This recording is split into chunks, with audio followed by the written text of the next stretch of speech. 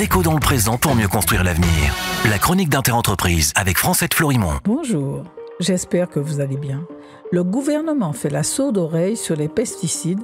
Les mutuelles ne lâchent pas l'affaire.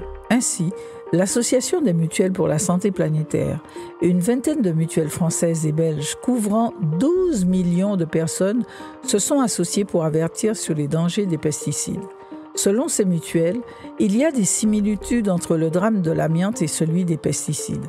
De petites doses d'exposition peuvent avoir des conséquences dramatiques avec un effet différé entre l'exposition et la maladie, et les travailleurs sont les premiers exposés à en souffrir, ainsi que la population générale.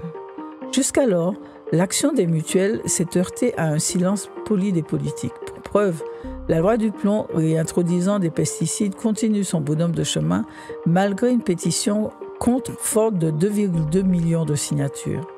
Les mutuelles alertent donc, les infections de longue durée et les maladies chroniques explosent, représentant 20% de la population en 2022 et 66% des dépenses de l'assurance maladie.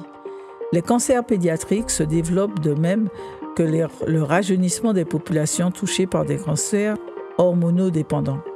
Par ailleurs, les cancers du sein ont été multipliés par 2 entre 1990 et 2023 et les demandes au fonds d'indemnisation des victimes de pesticides ont augmenté de 43% en 2024.